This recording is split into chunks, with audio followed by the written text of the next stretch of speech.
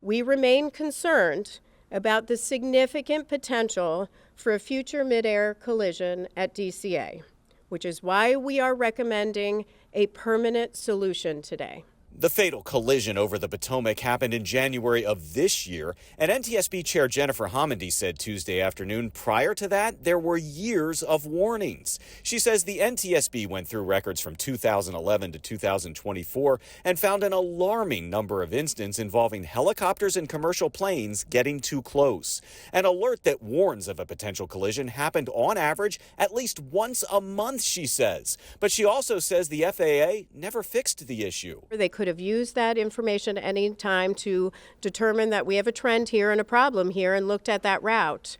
That didn't occur, which is why we're taking action today. The NTSB is making two emergency recommendations. One is to permanently get rid of part of Helicopter Route 4 over the Potomac anytime the airport is using two runways in which arriving planes would intersect with that chopper route.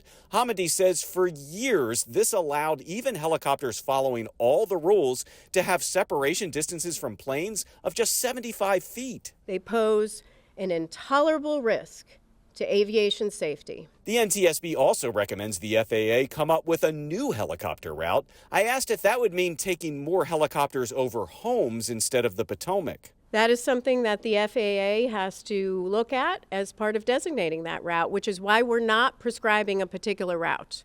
That is something they'll have to look at. Late this afternoon, the U.S. Transportation Secretary responded. How did the FAA not know?